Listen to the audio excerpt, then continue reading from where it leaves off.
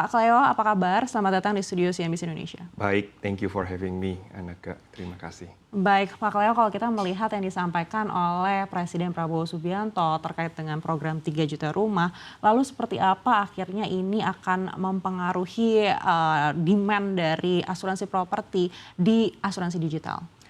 Ya, sebenarnya program 3 juta rumah ini adalah satu program yang sangat baik sekali karena memberikan tempat tinggal terutama untuk juga kalangan menengah dan bahkan menengah ke bawah sendiri.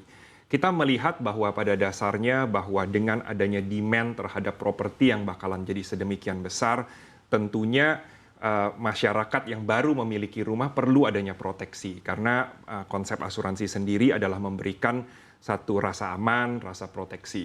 Nah, pada saat bagaimana impact-nya terhadap asuransi digital sendiri, karena banyaknya orang yang punya rumah sekarang, tentunya membutuhkan channel-channel di mana bisa membeli rumah dan kemudian membeli proteksi tersebut dengan cara yang mudah. Tentunya digital bisa menjadi salah satu cara di mana saat ini semua orang sudah spend waktunya kebanyakan di dalam digital juga.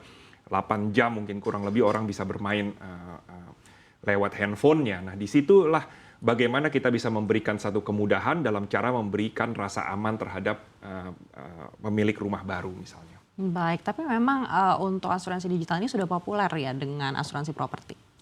Jadi asuransi digital itu di Indonesia sendiri termasuk salah satu yang bisa dibilang baru, tetapi juga kemungkinan karena gaya hidup orang itu digital, saya rasa adopsi terhadap digital ini mungkin bisa bergerak dengan sangat cepat. Karena misalnya sekarang ini kan gaya hidup masyarakat sudah berubah dibandingkan 20 tahun lalu. Tetapi produk-produk asuransi banyak yang masih mirip. Nah, di sini ada mismatch terhadap bagaimana gaya hidup masyarakat dan produk-produk asuransi yang ada di masyarakat. Nah, hal tersebut kita melihat bahwa di dalam banking misalnya, bahwa gaya hidup masyarakat itu pada saat semuanya didigitalisasi, banking langsung berubah. Mungkin nggak lama waktu dulu kita mau transfer uang harus isi form, ngantri. Sekarang kan kalau kita mau transfer hanya dalam hitungan detik. Nah, saya yakin di dalam dunia asuransi ini pun akan begitu.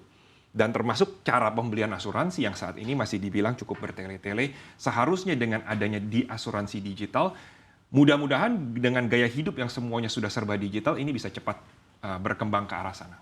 Baik, terlepas dari asuransi properti sendiri, banyak mungkin pemirsa ini yang masih mempertanyakan seperti apa sih asuransi digital ini? Apakah memang untuk pertanggungannya ini juga sama dengan asuransi konvensional atau sebenarnya nilainya lebih sedikit? Sebenarnya asuransi yang tepat adalah asuransi yang sesuai dengan kebutuhan masyarakat. Ya, jadi asuransi digital ini harapan saya adalah justru dengan tidak perlunya channel distribusi yang mahal, asuransi sendiri pun tidak perlu lagi harus mahal.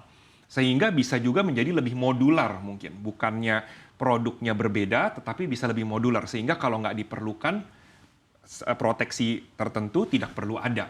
Nah, saya berharap bahwa dengan adanya asuransi digital, dengan distribusi yang sifatnya marginal cost-nya itu sangat rendah, ini bisa memberikan satu channel baru di mana asuransi itu bahkan bisa lebih affordable, bisa lebih murah, bisa lebih menarik kepada masyarakat. Sehingga yang tadinya tidak pernah berasuransi, jadi bisa berasuransi. Baik, kita sama-sama menunggu seperti apa pemerintah ini tengah menggodok undang-undang P2SK yang juga mengamanatkan terkait dengan asuransi wajib begitu. Lalu bagaimana asuransi digital juga menunggu hal ini? Ya, tentunya saya berharap bahwa saat ini mungkin Indonesia adalah satu-satunya mungkin dari sedikit negara yang belum menerapkan asuransi wajib terutama terhadap third party liability misalnya. Karena cukup berbahaya kalau misalnya kan nggak semua orang memiliki likuiditas terhadap financialnya. Nah, kalau terjadi misalnya tabrakan atau yang tidak diinginkan, maka perlu ada proteksi untuk orang yang kena ditabrak tadi, third party liability.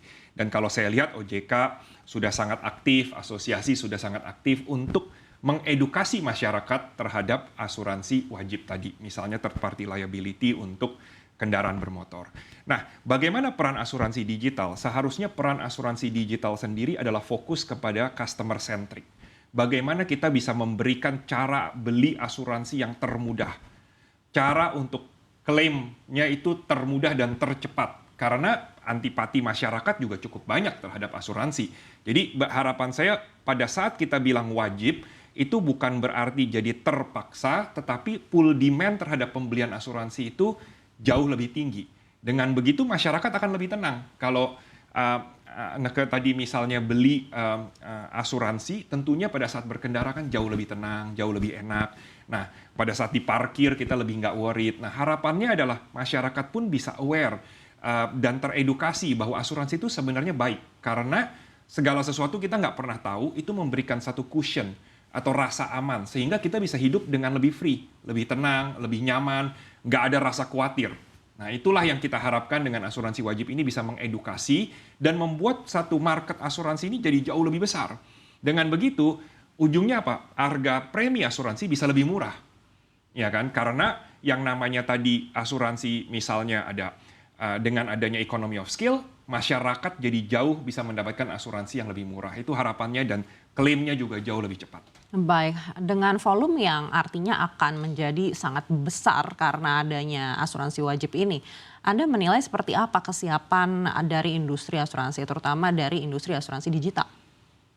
Nah, kalau dari segi asuransi sendiri, menurut pandangan saya sudah siap karena ini juga sebenarnya sudah lama dibicarakan. Berkali-kali sudah juga ditunda. Jadi sehingga menurut saya udah saatnya untuk, dan saya yakin dari asosiasi, dari teman-teman asuransi Indonesia akan jauh berkembang, terutama asuransi umum dengan adanya tadi third party liability untuk kendaraan bermotor, atau saya juga dengar untuk event-event besar karena ada terjadi misalnya, mungkin nggak perlu disebutkan eventnya, tapi maksudnya ada pada saat acara sepak bola, kemudian ada kecelakaan dan sebagainya. Jadi pandangan saya memang ini sesuatu yang sangat diperlukan.